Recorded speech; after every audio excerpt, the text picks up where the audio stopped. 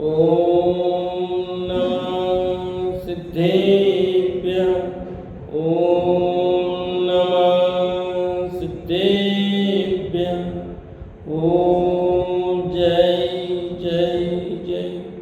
नमोस्तु नमोस्तु नमोस्तु। नमो अर्यन्ताणं नमो सेताणं नमो ऐरियाणं नमो वजायाणं नमो ऐसवसाणं। मंगलम भगवान वीरो मंगलम गौतमो गणि मंगलम कुंद कुंदारो जैन धर्मोस्तु मंगलम सर्वमंगलम मांगल्यम सर्वकल्याणकारकम प्रदानं सर्वधर्माणां जैनं जयतु शासनं जैनं जयतु शासनं। अरिहंत देव वंदे गुरु वंदे न गणनानय रायो दम्मदयामे वंदे तमक कारणं शुद्धम।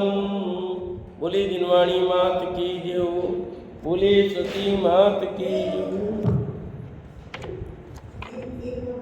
सुदृष्टि तरंगिणी नाम का ग्रंथ पंडित टेकचंद जी कृत और अपनी चर्चा 39वें पर्व में चल रही है। कल हमने 24 तीर्थंकर की पंचपुराण की तिथियां देखी थी कि उनका गर्भ कब हुआ, जन्म कब हुआ, दीक्षा कब हुई, निर्वाण केवल ज्ञान कब हुआ, निर्वाण कब हुआ। आज पेज नंबर 503 पर 24 जिनके पारणा का अंतरतर पदार्थ आदिनाथ स्वामी ने 13 माह 8 दिन बाद पारणा में इक्षु रस का पूजन किया। कितने कितने समय बाद किया वो तो पहले बताइए। अब किस चीज का आहार किया? तो ऋषभ देव ने सबसे पहले किसका आहार लिया था? इक्षु रस, गन्ने का रस। मल्लीनाथ और पाशनाथ ने तेले के बाद 3 दिन बाद पारणा में गाय के दूध की खीर का भोजन किया। देखो जो कहते हैं ना खीर दूध नहीं लेना चाहिए, मांस का दोष नहीं है। यदि होता तो भगवान नहीं लेते। मुनिराज तीर्थंकर मुनिराज आहार लेते ही नहीं, इसलिए दूध हम ले सकते हैं। शुद्ध शाकाहारी है दूध, किसी प्रकार का मांसाहार का दोष नहीं आता है।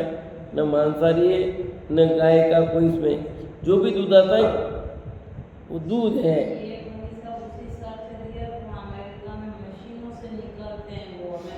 नहीं अरे मानते हैं, यहाँ पर भी बहुत चल रहा है। वासुपूज्य स्वामी ने एकांतर के बाद पारणा में गाय के दूध की खीर का भोजन किया। मल्लीनाथ ने पाशनाथ ने 3 दिन बाद और वासुपूज्य ने एकांतर के बाद 1 दिन बाद से सभी जिन देवों ने बेले के बाद 2 दिन बाद पारणा में गाय के दूध की खीर का भोजन किया। देखो सबके गाय के दूध की खीर का ही आ रहा है, खाली आदिनाथ के है वो गन्ने का रस है। बाकी सबने खीर ही खाई, इसलिए घरों में खीर का विशेष महत्व है। सब लोग खीर, कुछ भी आए तो पहले मेहमान आते थे ज़्यादा खीर बनाया करते थे। आजकल के आइटम बहुत बढ़ गए हैं, पर पहले मेहमान आते ज़्यादातर खीर बना दो, हलवा बना दो, ये मेन थे। और तीसरा मालपुआ, और फिर ज़्यादा हाई लेवल में तो बेसन की चक्की, ये मिठाइयाँ मुख्य थी। आज आइटम खूब बढ़ गए हैं, खाने वाले लालच खूब बढ़ गए, रसना इंद्र की लोलुपता बहुत बढ़ गई। पहले शुद्ध खाते थे, बढ़िया खाते थे। ये खीर के लिए कहा है तो क्या और भोजन नहीं था क्या? हाँ शायद भोजन नहीं था, ऐसी बात नहीं है। ऐसा है क्योंकि पहले ये देवोपुनीत आहार लेते थे। मूल कारण ये है कि तीर्थंकर के जो जीव होते हैं ना, उन्होंने गृहस्थ जीवन में, गृहस्थ काल में मनुष्यों के द्वारा बना हुआ आहार ग्रहण ही नहीं किया है। सब देवोपुनीत आहार था उनका, वहाँ से ही आता था उनका आहार। जब दीक्षा ली तभी मनुष्य द्वारा बनाया गया आहार लिया उन्होंने। दीक्षा के बाद तो आप सोचो, देखो अंकपनाचार्य मुनिराज, हाँ उनको भी जब उपसर्ग हुआ तो किसका आहार लिया था? खीर का। खीर क्या है कि शरीर के हिसाब से ठीक ढंग से पौष्टिक ऊर्जा आने के जो क्रम में ये विशेष व्यवस्था है। इसलिए पारने में भी रस देते ना आप, पहले पारना कराते हैं ना, तो उसमें क्या देते हो आप लोग? सब अलग अलग रस ही तो देते हो पूरा, कि अनाज खिला देते हो? नहीं खिलाते ना।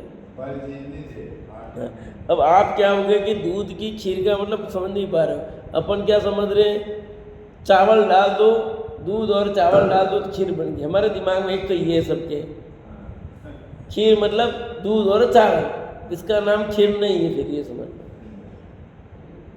नहीं, इसलिए दिक्कत है। अरे चावल के बिना खीर बनती है, बहुत सारी दूसरी चीजें डाल कर। 24 जिनके प्रथम पारने की नगरी का तथा नगरी के राजा प्रथम दानेश्वर का अनुक्रम से नाम कहते हैं। अब इनका प्रथम पारना कौन सी नगरी में हुआ और किसने दिया, वो आहारदाता कौन था? अब वो आहारदाता जिसके हाथ से आहार हुआ उसके तो पक्की सील हो गई मुक जाने की हैं? देखो भाई, हस्तिनापुर में श्रेयांस राजा, अयोध्यापुरी में ब्रह्मदत्त राजा, श्रावस्तीपुर में सुरेंद्रदत्त राजा, विनीता नगरी में इंद्रदत्त राजा। ये अनुक्रम से पहले दूसरे तीसरे 24वें तक लगा देना है साहब। तो पहले हस्तिनापुर में श्रेयांस राजा, अजितनाथ के अयोध्यापुर में ब्रह्मदत्त राजा, तीसरे संभवनाथ के सरस्वतीपुरी में सुरेंद्र राजा, चौथे अभिनंदन विनीता नगरी में इंद्रदत्त राजा, पांचवें सुमतिनाथ, पांचवें तो बोला, विजयपुर में राजा पद, छठे पद्मप्रभ, मंगलापुर में राजा सोमदत्त, सातवें सुपाशनाथ, पाटली खंड में राजा मादत्त, आठवें चंद्रप्रभ, पद्म खंडपुर में राजा सोमदेव, नवें पुष्पदन, श्वेत नगरी में राजा पूप, 10वें शीतलनाथ, अरिष्टपुर में राजा पुनर्वसु, 11वें श्रेयांसनाथ, इष्टपुर में राजा सुनन, 12वें वासुपुज, सिद्धार्थरथपुर में जय राजा, 13वें विमलनाथ, महापुर में राजा विशाख, 14वें अनंतनाथ, ध्यानपुर में राजा धर्मवर्धन, 15वें धर्मनाथ, वर्धमानपुर में राजा सुमति, 16वें शांतिनाथ। अब ये यहाँ पर 16वें शांतिनाथ चक्रवर्ती भी थे, कामदेव भी थे और तीर्थंकर भी। अब यहाँ मेरे मन में भी प्रश्न उठा था कि ये चक्रवर्ती थे तो चक्रवर्ती का भोजन तो फिर उतनी गाय का ऐसा बनता था, पर इनके लिए देवपुनीत आहार, क्योंकि तीर्थंकर इनके देवपुनीत आहार की व्यवस्था सारी यूँ। ये देव का आहार करते थे कि मनुष्यों का नहीं, मनुष्यों का नहीं, देवों का ही आहार। तो 16वें शांतिनाथ सोमनपुर में राजा धर्ममित्र, 17वें कुंतुनाथ मंदिरपुर में राजा अपराजित, 18वें अरनाथ हस्तिनापुर में राजा नंदसेन, 19वें मलिनाथ चक्रपुर में राजा वृषभदत्त और 20वें मुनिसुरत मिथिलापुर में राजा दत्त, 21वें नमीनाथ राजगृहपुर में राजा संजय और 22वें नेमिनाथ के द्वारापुरी में राजा वरदत्त और 23वें पार्श्वनाथ के कामत्याकृतपुर में राजा धन्य और 24वें महावीर स्वामी कुंडलपुर में राजा बकुल। ये 24 जिनके प्रथम पारना के नगर और दानेश्वर राजा हैं, इन सभी के घर पंचाचार्य हुए। ये जो नाम बताए, पहले दिन जो पहला आहार हुआ उस पहले आहार के दाता का नाम लिखा है और किस चीज़ का हुआ तो पहले बता दिया, एक को छोड़कर 22-23 के तो खीर का हुआ। ठीक है, किसने आहार दिया और कौन सी नगरी में हुआ, तो समझो वो नगरी भी धन्य हुई, वो जिसने आहार दिया वे राजा सब धन्य हो गए, वे रानी राजा पब्लिक जो जिसने दिया सब धन्य हो गए। और वहाँ पर 5 प्रकार के आश्चर्य होते हैं। कितने? 5 प्रकार के आश्चर्य। जिस समय जिसके घर मुनिराज तीर्थंकर का आहार होता है वहाँ पंचाचार्य होते हैं। अब आपको पूछोगे कौन करता है? देव करते, स्वतः होता है, देव करते हैं, निमित्त रूप बात है, बाकी ऐसा ही व्यवस्था सारी। जहाँ जहाँ तीर्थंकर मुनिराज का आहार होगा वहाँ पंचाचार्य होंगे ही होंगे, स्वतः होते समझ लो।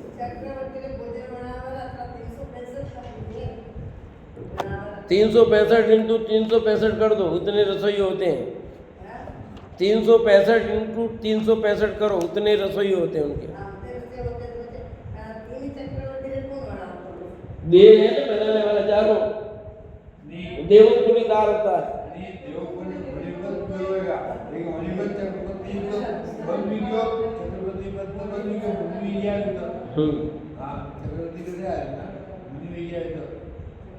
बात चल रही है मुनिराज बनने के पहले की, अभी इनका प्रश्न चल रहा मुनिराज के पहले की। आप पूरा सुनो।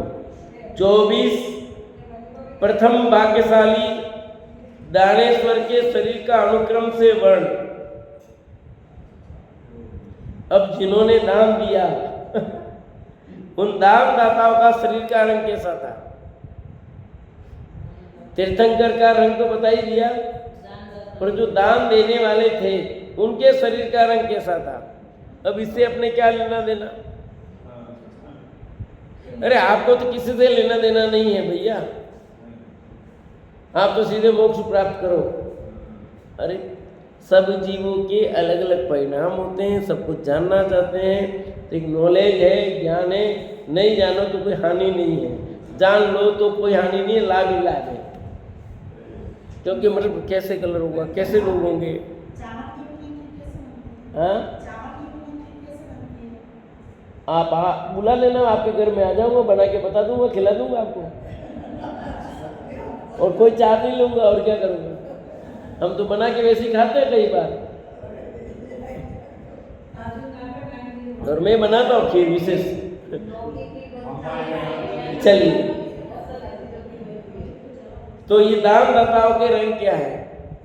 आदि के श्याम राजा और ब्रह्मदत्त राजा, ये दोनों राजा श्याम शरीरधारी थे। किसके थे? श्याम शरीरधारी, यानी काला रंग, पर काला एकदम नहीं, ये ध्यान रखना। महासुंदर थे, पर बाल काले ही सुंदर लगते हैं, ऐसे उनका शरीर श्याम था पर वो सुंदर था। शेष 22 गिरिराज को दान देने वाले राजाओं का शरीर तप्त सुवर्ण समान था, तपे हुए सोने के समान। कितनी छुट्टी होगी सस्ते में, 2 काले और 22 सोने जैसे, गर्म किया हुआ सोना, तपा हुआ सोने जैसे। याद करना सरल हो गया। इनमें से कुछ तो मोक्ष गए और कुछ कल्पवासी होकर वहां से आकर मुक्त जाएंगे, ऐसा कथन बड़े हरि वंश पुराण के कर्ता श्री जिन सेनाचार्य ने किया है। कहीं कहीं शास्त्र में ऐसा भी कहा है कि प्रथम दानेश्वर मोक्ष ही जाते हैं। इस हमने विशेष पाठांतर भेद यथावत केवल ज्ञान में ज्ञात हुआ ही प्रमाण है। जैसा मैंने भी कहा था कि जिसने आहार दिया प्रथम आहार, उसके तो मोक्ष की गारंटी होगी, तो उसी बल से मुक्त जाते। कोई नहीं गया तो देव बनेगा, अगली परिया में वो मुक्त जाएगा। तो यहाँ पर दिया है हरिवंश पुराण जो बड़ा जिन सेनाचार्य उन्होंने लिखा है ऐसा हुआ, पर कुछ ग्रंथ में ऐसा भी मिलता है कि उसी बल से सब मोक्ष जाते हैं। तो यहाँ पर कह रहे हैं कि भाई मुझे जैसा ज्ञात था वैसा हमने लिखा है, बाकी केवली ज्ञान गम्य है। इन्होंने उत्तर दे दिया, पाठांतर भेद यथावत केवल ज्ञान के में ज्ञात हुआ वही प्रमाण है। जो पाठ में अंतर है, दो प्रकार के जो कथन मिलते हैं, हमने दोनों लिख लिए। इसमें कुछ हो कमी, जैसा भी हो वो केवली भगवान जानते हैं। हमने तो दोनों आगम प्रमाण प्रस्तुत कर दिए। हम ये कमेंट्स नहीं कर सकते कि उसी भव से सब मुक जाएंगे, उन्होंने लिखा गलत है, क्योंकि दोनों आचार्यों ने बात लिखी है, दोनों आज प्रमाणिक हैं, तो हम दोनों की बात लिख देते हैं। हम तो उनसे भी अल्प ज्ञानी हैं, हम किस आधार पर कह दें उनकी बात झूठी है? यहाँ सवाल तो है नहीं, गणित करके यहाँ गलती हो गई होगी तुम कह दें। तो इसलिए यहाँ ये दोनों बातें उल्लेख की है, पर इतनी बात तो दोनों में प्रमाण मिल गई कि वे सब मोक्षगामी है। किसमें ये तो कहीं नहीं कि नरकगामी है, उस भव से मोक्ष नहीं गए थे, अगले भव में जाने वाले, पर जाएंगे तो भव्य सब है। ये तो दोनों में समान है, कॉमन बात है। इतना सा है किसी के एक भव और एक्स्ट्रा हो रहा है, दो भव समझ लो, उसी भव से नहीं जाना तो दो भव और हो रहे, एक तो देव का और एक अगला मनुष्य का। एक तो वो है ही ना ऑलरेडी में, तो दो ही एक्स्ट्रा हुए ना, उसी भव से मुक जाते तो 24 जिनको अंतिम आहार के बाद केवल ज्ञान होने के पूर्व हुए उपवास की संख्या बताते हैं। अब देखो ये आपने नहीं सुना हो तो सुन लो, ये विशेष है। 24 जिनको अंतिम आहार के बाद, अंतिम जो आहार लिया, केवल ज्ञान होने के पूर्व हुए उपवास की संख्या कितनी है? यानी केवल ज्ञान के पहले कितने दिन उपवास किया था? वृषभदेव पहले, मल्लीनाथ कौन से नंबर के? 19वें, पार्श्वनाथ 23वें। इन तीन जिनको तेला के बाद केवल ज्ञान प्रकट हुआ, आ लिया, उसके 3 दिन बाद इनको केवल ज्ञान हुआ। वासुपूज्य को एक उपवास पूर्ण होने के बाद केवल ज्ञान सूर्य उत्पन्न हुआ, आज आ लिया, कल नहीं लिया, उसके बाद उनको केवल ज्ञान हो गया। से सभी जिनों को बेला व्यतीत होने के बाद केवल ज्ञान हुआ, 2 दिन बाद, तो क्लियर हो गया। 3 जने को 3 दिन बाद, 1 जने को 1 दिन बाद, तो 3 1 4 हो गए, बाकी बचे 20 को 2 दिन बाद। बेला उपवास, 2 दिन का उपवास, अगले दिन तीसरे दिन केवल ज्ञान। ऐसा समझे, आज उपवास, कल उपवास, परसों केवल ज्ञान। तो उपवास के कारण केवल ज्ञान हुआ, ऐसा अर्थ नहीं लेना यहाँ।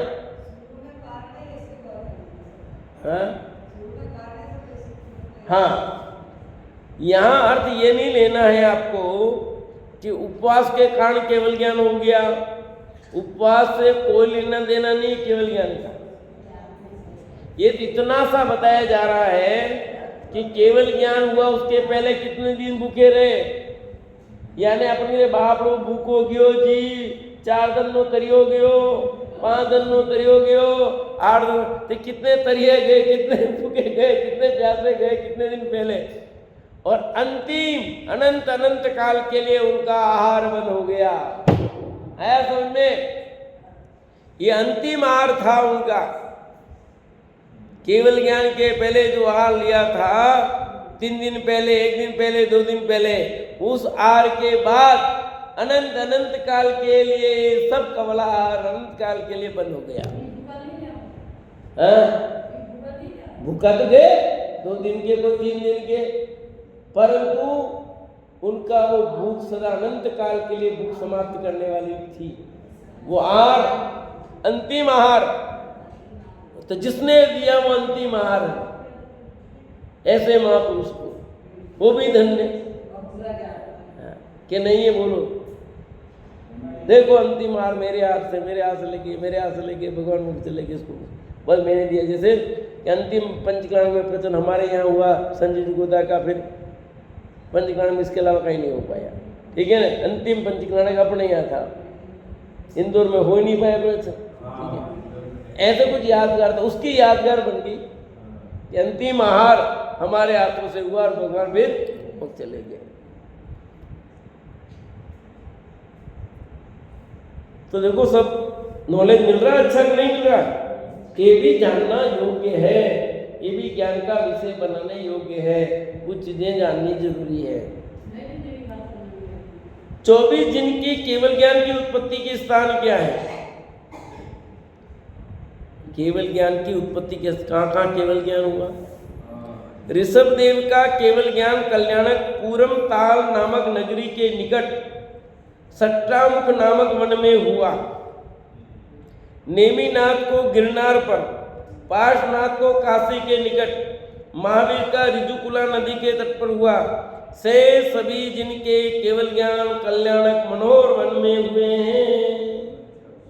इसलिए मनोहर वन बनाते, आपको पता हो तो अधिकांश मनोहर वन बनते हैं। नाम है उस एरिया वन का, मनोहर वन नाम है। भाई गुलाब बाग नाम है कि नहीं? गुलाब बाग, ऐसे मनोहर वन पूरे एरिया का नाम। गुलाब बाग उदयपुर प्रसिद्ध है, ऐसे मनोहर वन पूरे एरिया का नाम है, उसका क्षेत्र का। ठीक है। ऋजुकुला नदी के तट हुआ महावीर को, और पार्श्वनाथ को काशी के निकट, और ऋषभ देव को पूरम ताल नामक नगरी के निकट सट्टामुख नामक वन में हुआ, और नेमिनाथ को गिरनार में। तो ये तो 20 तीर्थंकर तो अलग हो गए और 4 अलग हो गए। ऋषभ देव, नेमिनाथ, पार्श्वनाथ और महावीर स्वामी 4 हो गए, और 20 को 1 हुआ। तो 20-20 कई जगह जोड़ा है। अब रहा केवल ज्ञान का समय।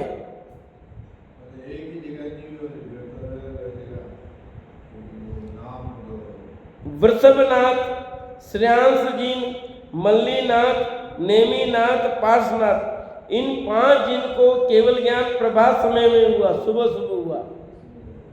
से सभी को दिन के पिछले पहर में केवल ज्ञान हुआ, यानी 12 बजे बाद। है सुनिए, तो पहले ऋषभ देव, 11वें श्रेयांशनाथ, 19वें मल्लीनाथ, 22वें नेमिनाथ, पार्श्वनाथ 23वें। इन 5 जनों को तो केवल ज्ञान सुबह हो गया, और बाकी 19 बचे। 19 जनों को केवल ज्ञान कब हुआ? सूरज भाभी कब हुआ? दिन में खा पी करके सब फ्री हो गए लोग, जब आ जाएंगे चलो अब केवल ज्ञान लो यूं। बाकी ने उठते ही, आपके उठने के पहले ही केवल ज्ञान हो गया उनको। ठीक है। बाकी ने सब पेट भर लिया था, खा पी लिया था, फिर मोक्ष केवल ज्ञान। सॉरी,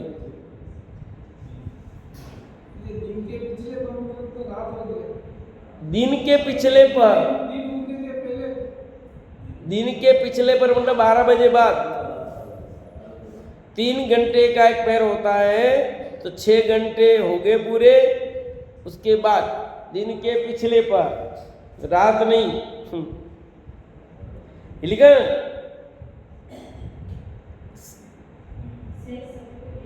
से सभी को दिन के पिछले पर में केवल ज्ञान हुआ। अब निर्वाण होने का समय, अब इनको मोक्ष कब हुआ? वृषभनाथ, अजितनाथ, श्रेयांश जिन, शीतल जिन, अभिनंदननाथ, सुमतिनाथ, सुपार्श्वनाथ, चंद्रप्रभ, जिनको दिन के प्रथम पहर में मोक्ष हुआ। सुबह की पहला 3 घड़ी, प्रातः काल की 3 घड़ी, 3 घंटे पहली घड़ी, मतलब 3, अरे सॉरी घड़ी कह रहा हूँ, प्रथम पर मतलब पहले के 3 घंटे दिन के। फिर संभवनाथ, पद्मनाथ, पुष्पदंत, जिन दिन के पिछले पर में मोक्ष गए, ये 12 बजे बाद। वासुपूज्य, विमलनाथ, अनंतनाथ, शीतलनाथ, कुंथुनाथ, मल्लीनाथ, मुनिसुरतनाथ, नेमिनाथ, पार्श्वनाथ की मुक्ति रात्रि के समय में हुई है, इनकी रात में हुई है। धर्मनाथ, अरनाथ, नमीनाथ, महावीर की मुक्ति सूर्योदय समय प्रभात काल में हुई है, यानी रात्रि की अंतिम घड़ी।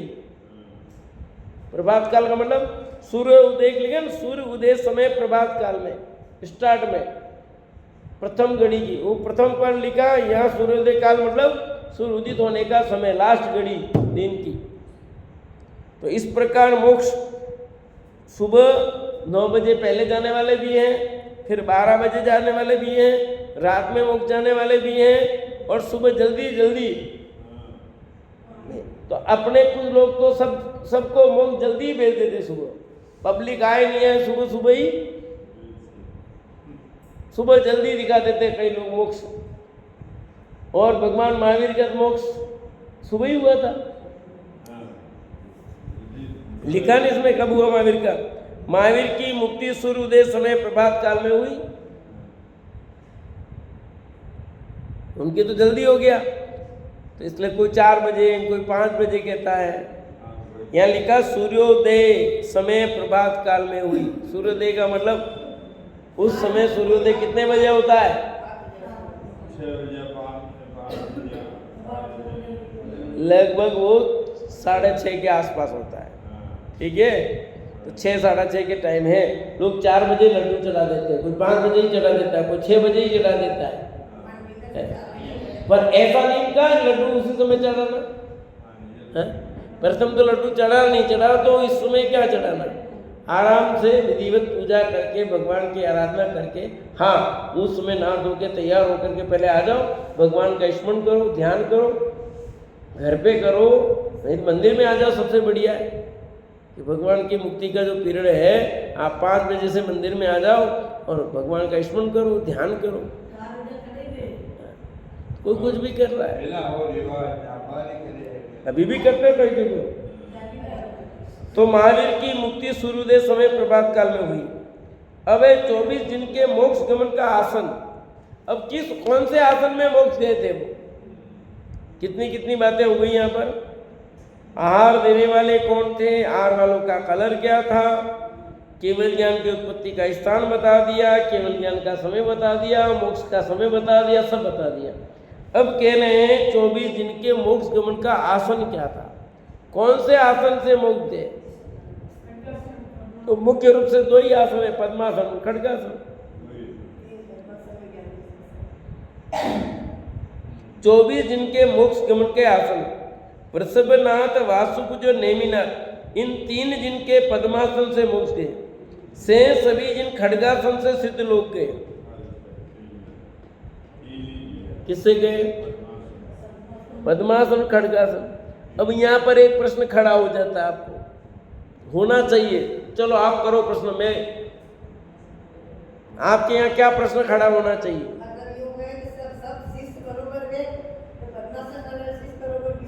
नहीं, उसमें तो कोई फर्क नहीं पड़ता है,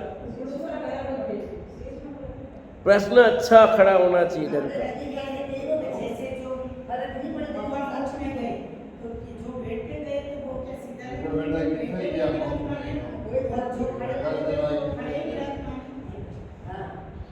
वो तो जितना आकार है शरीर का पूरा उसके हिसाब से रहेगा, वो जिस आसन से गए वैसा ही रहेगा, वैसा ही रहेगा, बिल्कुल वैसा ही मिलेगा। परंतु यहाँ प्रश्न एक जबरदस्त खड़ा होता है, भगवान समोसरण में थे, तो भगवान समोसरण में पद्मासन में, खड्गासन में, पद्मासन में, ठीक है। तो फिर वो सब इतने लोग खड्गासन से कैसे चले गए भाई? वियावगति नाम कर्म का उदय हो तो गमन हो रहा था, पर गमन तो पहले ही रुक जाता है, समझ में नहीं है। तो वियावगति कर्म नाम का तो समोसरण होकर के आ गया खत्म भाई। जैसे महावीर का तो रूप 14 क्यों मनाई, अंतिम रूप ही दिखा, तो फिर क्या हुआ कि इसमें भले समोसरण हो, पर योग निरोध जब होता है अंतिम में, उस समय उनका जो भी आसन रहा, अब जैसे खड्गासन रूप होगा तो पद्मासन रूप आसन था, तो पद्मासन से मुक्त है। योग निरोध उनका खड्गासन में हो रहा है, तो वो खड्गासन से मुक्त है, ऐसा है, ठीक है। इन्हीं समोसरण में बैठे थे योग, तो योग निरोध जब होगा वैसा होगा, पूरा करना पड़ेगा उनका योग निरोध, तो इसलिए कोई दिक्कत वाली बात नहीं है। ऐसा नहीं था कि रास्ते में जा रहे थे ना वहीं से मुक्त चले गए, ऐसा नहीं लेना। वियावगति करो यार, तो जा रहे होंगे वहीं से बीच में मुक्त हो गया होगा चले गए, ऐसा नहीं है क्योंकि पहले ही योग निरोध होता है, ठीक है। दिव्यधनी खिड़ती है अंतिम, उसके बाद योग निरोध होता है, वो जैसी भी अवस्था रही उस समय वो रहेगा। तो वृषभनाथ, वासुपुज और नेमिनाथ, ये तीन ही पद्मासन में गए।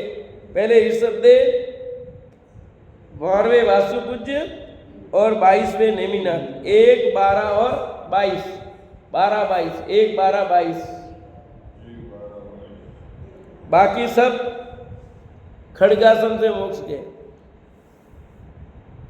24 जिनका समस्मरण, विघटन और वाणी नहीं खिड़ने का, यानी योग निरोध प्रमाण आदि जिन अंतिम जिनके मोक्ष गमन के 4 दिन शेष रहने पर समस्मरण विघटित हुआ और वाणी नहीं खिरी, अन्य सभी जिनका 1 माह पूर्व समस्मरण विघटित हुआ और दिव्यधनी नहीं खिरी। लो, ये आ गया आपका उत्तर का प्रश्न यहाँ पर। 24 जिनका समस्मरण विघटन, समस्मरण बिगड़ गया और वाणी नहीं खिलने का, अतः योग निरोध प्रमाण आदि जिन ने आदिनाथ मतलब ऋषभदेव और अंतिम जिन यानी महावीर स्वामी के मोक्ष गमन के 4 दिन शेष रहने पर समस्मरण विघटित हुआ।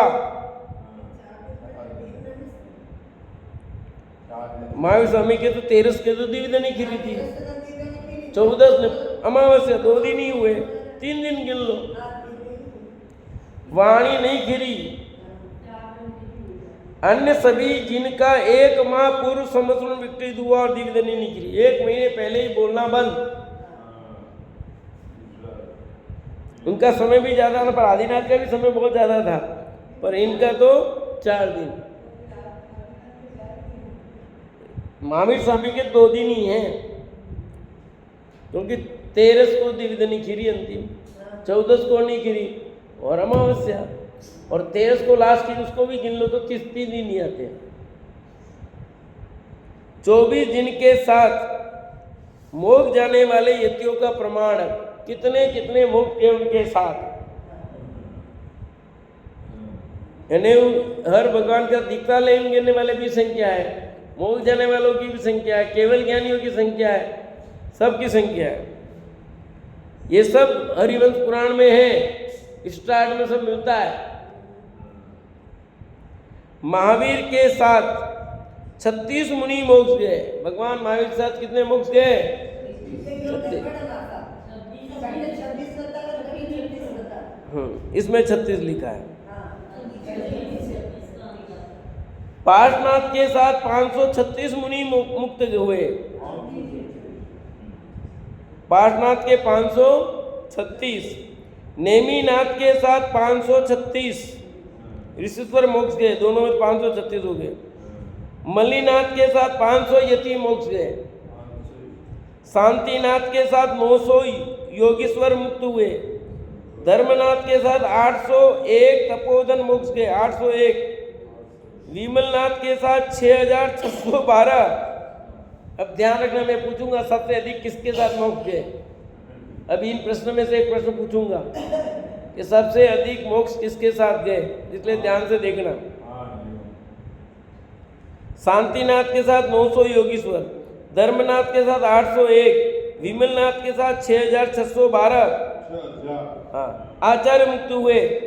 अनंतनाथ के साथ 5507, निर्ग्रंथ निरंजन हुए। पद्म प्रभा के साथ 3800 दिगंबर होकर सिद्ध लोग गए।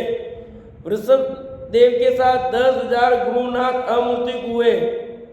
से सभी तीर्थंकरों के साथ 1,000 मुनि मोक्ष गए। तो सबसे ज्यादा किसके साथ मोक्ष गए?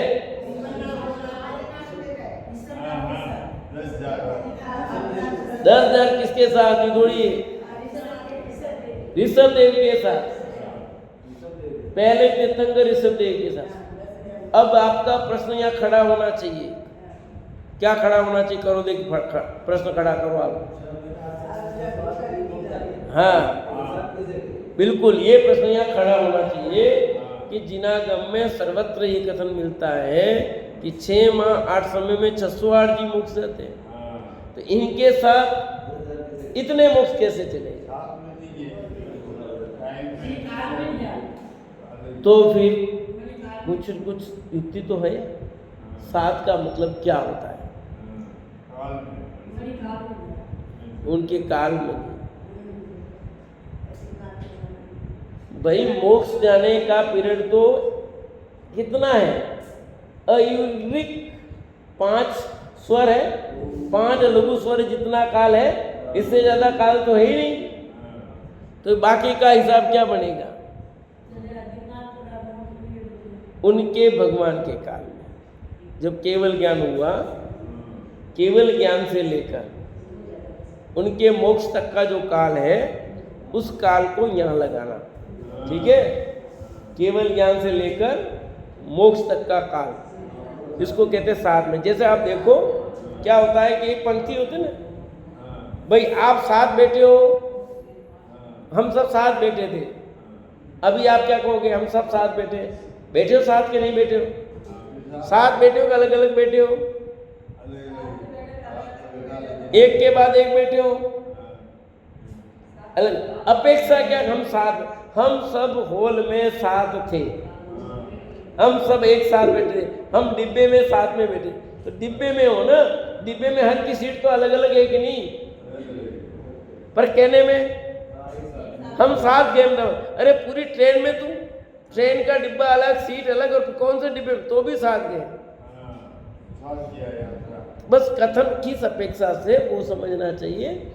बाकी जो नियम है 6 माह 8 समय में 608 जीव मुक्त जाते हैं, वही गए हैं। कोई कम ज़्यादा का हिसाब किताब नहीं है समझ में? ये समझना। 12 चक्रवर्तियों के नाम तथा काल, ये यहाँ तक चर्चा अपनी तीर्थंकरों की थी। वो हुई कि तीर्थंकरों के साथ मोक्ष जाने वाले कितने, कब मोक्ष गए, कब उनका मोक्ष का पहले कितना आर, कितने दिन पहले आर हुआ, दीक्षा के बाद कितने दिन बाद आर हुआ, सब कुछ हमने पढ़ा।